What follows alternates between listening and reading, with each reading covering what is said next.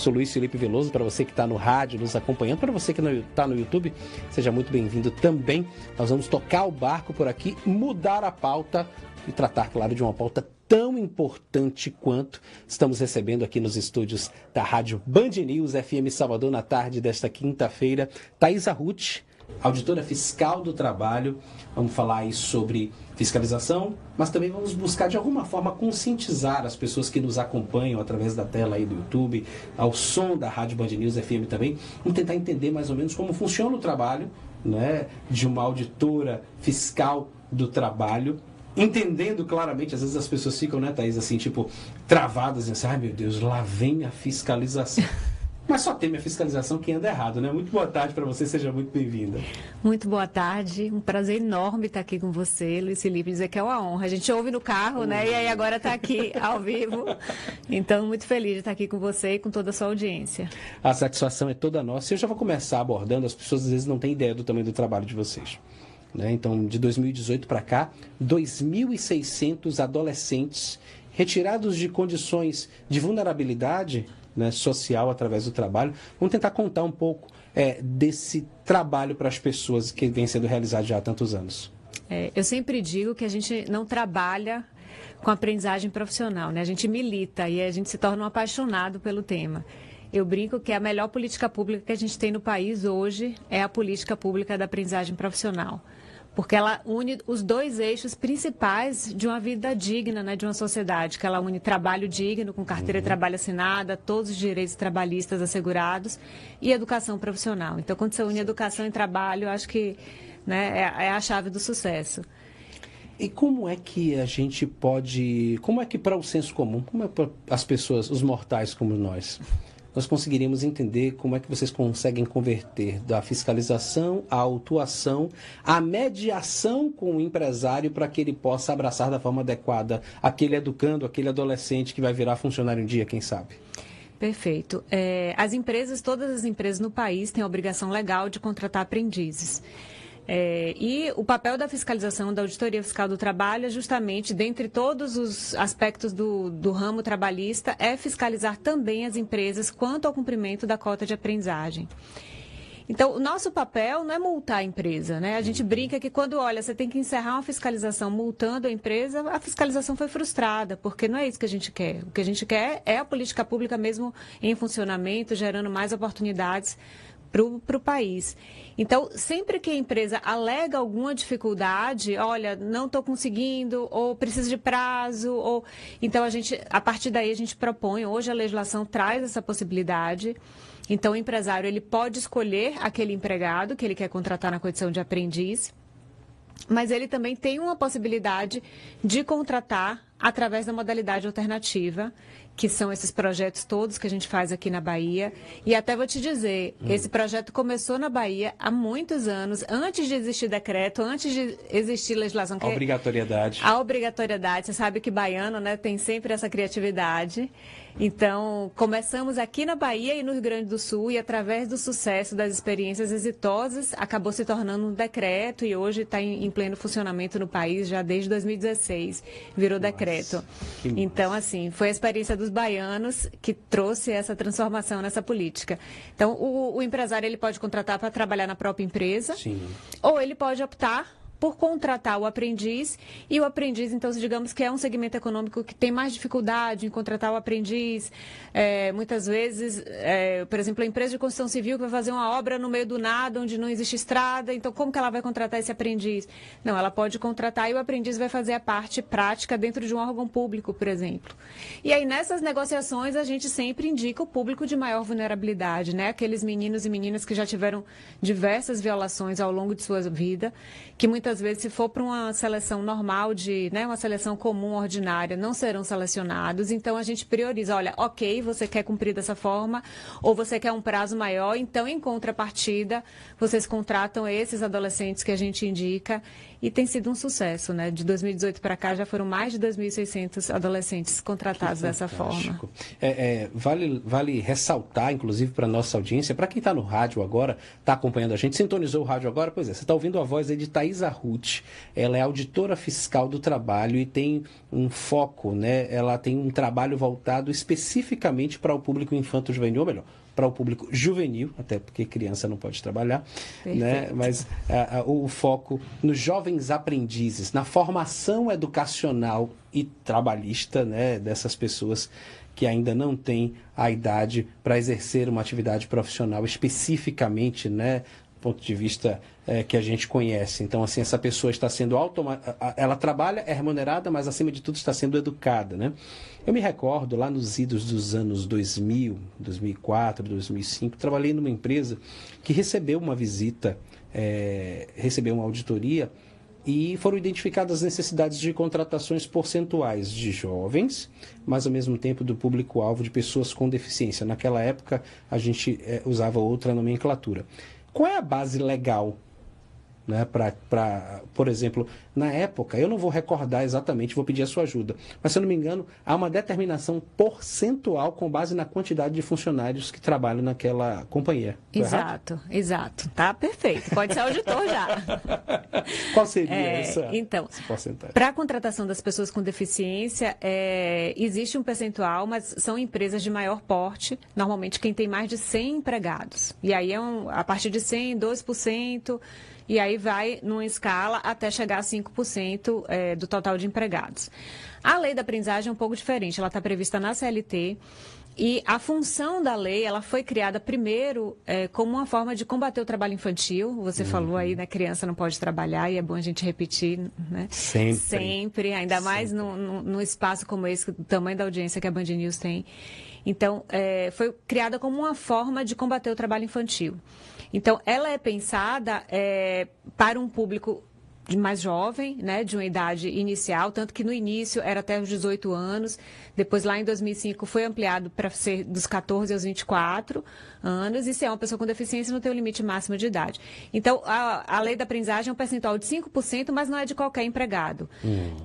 São a base de empregados que são contratados em funções que demandam formação profissional, ou seja, são aquelas que não exigem ensino superior nem ensino técnico, porque o curso de aprendizagem não poderia suprir, por exemplo, um curso de jornalismo, né? Então, assim, ele não poderia suprir o curso de ensino superior, então são aquelas funções que exigem um nível de formação mais básica. Vou te interromper rapidamente. Então, por exemplo, uma empresa jornalística, só para a gente compreender, ela, apesar de ter jornalistas e até estagiários de jornalismo, na sua base de contratação de jovens, ela priorizaria pessoas para atividades dentro da companhia, porém em outras tarefas administrativas, por exemplo? Exatamente, exatamente. Desculpa a interrupção. Imagina. Só pra gente então, assim, os empregados que estão na função de assistente administrativo, de auxiliar administrativo, um porteiro, alguém da área de limpeza, alguém da... Então, assim, qualquer função que para ser... Não é o que a pessoa tem, o empregado tem enquanto pessoa, né? Mas a função que ele foi contratada. Se aquela função não exige nível superior, nem exige nível técnico, ela vai entrar para essa base de cálculo que a gente vai aplicar o percentual de 5%. Perfeito. Muito bom, muito bom. E o bacana desses projetos é que vocês se associam a instituições que atuam justamente na formação desses jovens, né? Então, por exemplo, eu vi que vocês se já não estão atuando, mas estão prestes a assinar um protocolo com o Neogibá, por exemplo, o núcleo. Já tivemos aprendizes da orquestra Neogibá, lindíssimos. Maravilha. Lindíssimos. E aí são aquelas histórias que a gente ouve que transformam nossas vidas, né? Porque o Neogibá, o programa do Neogibá, os meninos, qualquer um que participe, ganha uma bolsa do governo para participar da orquestra. E muitas vezes o salário do aprendiz é parecido, porque é salário mínimo hora, como eles trabalham 4 horas, então é um pouco menos que o salário mínimo cheio. E aí uma vez perguntou na mãe, não, mas por que você quer que seu filho saia desse programa de ganhar a bolsa para ser contratado como aprendiz? E aí essa mãe respondeu, porque muitas vezes é a carteira de trabalho que vai fazer meu filho continuar vivo na batida policial, porque mostra dignidade na vida dele. Então, assim, são essas coisas que emocionam e a gente vê o poder que tem da dignidade de um trabalho, cidadão completo, né? Essas ONGs, essas instituições, como é que vocês... Porque há muitas frentes de trabalho, pelo que eu estou podendo observar, pelo que eu sabia por alto e agora estou podendo compreender mais contigo, Thaís. Como é que funcionam essas frentes de trabalho? Então, vocês têm uma frente para fiscalizar se essas ONGs estão atuando corretamente, uma outra frente para fiscalizar se as empresas que se propõem a prestar esse serviço estão, de fato, aplicando aquilo da forma adequada, e uma outra frente, por vezes, para prospectar, para captar outros parceiros. A trabalheira é tremenda. Quantas pessoas a gente está falando em média aí atuando com isso? É uma excelente pergunta. Inclusive, tivemos concurso agora, 900 vagas, graças a Deus, porque hoje na Bahia sou eu e mais 3 colegas trabalhando para atender. No Brasil todo somos 56 pessoas, no país inteiro. 417 municípios na Bahia. Para 3 pessoas. Uau! A gente trabalha muito, Luiz Felipe. E eu imagino, e valorizo e aplaudo. Você sintonizou o rádio agora? Seja muito bem-vindo. Nós estamos conversando aqui no Boa Tarde Bahia com Thaís Arruti, auditora fiscal do trabalho. Estamos falando sobre ensino-aprendizagem, estamos falando sobre trabalho responsável, estamos falando sobre acolhimento, estamos falando sobre oferta de dignidade para famílias. Qual é a próxima meta de vocês? 2.600 jovens de 2018 para cá. Existe algo que está ali incomodando e que vocês pretendem, quem sabe, né, usar aí a nossa tela agora até para captar novos parceiros, que seria mais urgente nesse momento, para além do que vocês já fazem muito bem?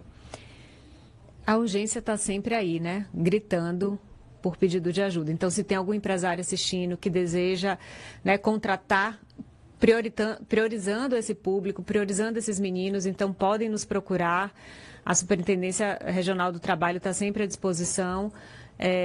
Então, se a empresa não está sob fiscalização, nos procure. Se está sob fiscalização também, porque a gente faz muita empresa por mês, entre em contato com o auditor fiscal do trabalho que está fiscalizando a empresa, porque é isso, assim, não sei se dá tempo de eu contar uma pequena história. Claro que dá. Essa semana me deixou comovidíssima, assim. Nós, os auditores fiscais do trabalho, sempre em grandes eventos a gente está trabalhando, a gente trabalhou no Carnaval de Salvador. Com certeza. Eu estava na equipe que fiscalizou o trabalho infantil e o nosso foco era fazer o levantamento dos adolescentes que teriam potencial para serem contratados como aprendizes depois. Uhum. E, infelizmente, essa semana eu soube que um dos meninos, ao ligar a gente entrar em contato para ser contratado como aprendiz, o menino não está mais vivo, infelizmente faleceu, foi assassinado. E é isso. Então, assim, os nossos adolescentes clamam por nós. Sabe, assim, eu como mãe fiquei, assim, arrasada a pensar que alguém da idade do meu filho que tinha todo um futuro pela frente, diante de tantas violações que é exposto, acabou perdendo sua vida. Quer dizer, a mãe chegou a ficar muito emocionada, obviamente, pediu até que elaborássemos uma declaração para dizer assim, olha, meu filho não é bandido, meu filho ia ser contratado como aprendiz, mas o contrato não chegou a tempo, ele foi morto antes. Então é esse apelo que a gente faz, assim, sabe? Que essa frase não pese para você, porque isso é um trabalho em conjunto. É um trabalho, inclusive, meu aqui, de Victor Pinto, da produção da Band News FM, da Band Bahia, no papel de divulgar isso. Mas essa frase é para todos nós, é para uma sociedade que precisa ser mais responsável, porque o socorro chegou atrasado para esse rapaz. Exatamente. Eu fico arrepiada, assim, quando eu soube da notícia eu chorei tudo, porque é isso, são nossos filhos, nossos meninos e meninas, todos os dias que a gente está perdendo precocemente.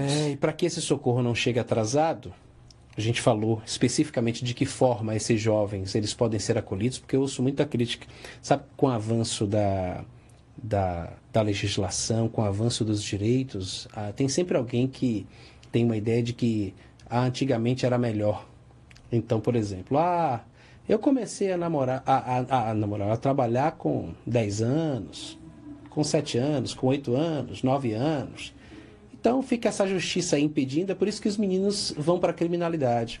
Quer dizer, há um peso desequilibrado. Em vez da gente começar a buscar mais direitos, fazer a lei ser aplicada, até porque a Constituição de 1988 já previa isso, a gente só esqueceu naquela época de criar um meio viável, né, disso acontecer. E as coisas estão acontecendo agora, né, tantos anos depois. Então, para você que tem essa ideia de que antigamente que era bom, porque eu com 9 anos ia ali e fazia um trabalho de ajudante de pedreiro, né, que é digno, extremamente digno, mas a gente precisa lembrar que uma criança, um jovem, ele precisa ter algo além disso. Ele precisa ser estimulado a estudar. Nesses projetos, me corrija se eu estiver errado, o jovem é acompanhado com relação à sua performance na escola, né? A empresa fica responsável por chamar a atenção dele e chamar os pais, inclusive, para o diálogo, né? A forma que eles trabalham. Perfeito. Para você ser contratado como aprendiz, não apenas o requisito de idade. Ele tem que estar na escola regular até que ele conclua o ensino médio. E se ele abandona a escola, é como se fosse uma justa causa para ele ser demitido. Então é isso. Por isso que a gente fala da beleza da política pública, né? Ela não apenas dá salário, dá trabalho digno, dá uma formação profissional. Então, na hora que ele senta no banco da entidade formadora, do Sistema S, por exemplo, do Senai, do Senac, para aprender, ele está recebendo salário ali naquela sala de aula para aprender. Muito bem observado.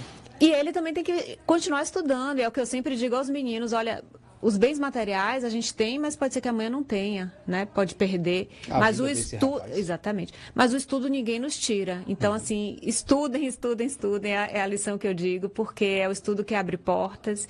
E essa fantasia, né? Esse discurso que você mencionou, que às vezes a gente ainda escuta. Retrógrado. Quando você ouve trabalhadores que foram, né, encontrar situações análogas a escravo, todos eles eram do trabalho infantil.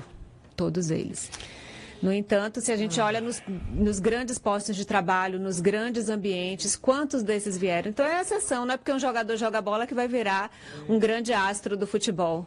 E até aqueles que viram astros, às vezes, acabam antes da hora, antes do previsto. Exatamente. Né? Eu acho que é algo que ilustra bem, até para a gente encerrar, e encerrar deixando muito claro para você que está acompanhando a gente, o quanto isso é grave, o quanto o trabalho do auditor fiscal do trabalho para essa turma é importante.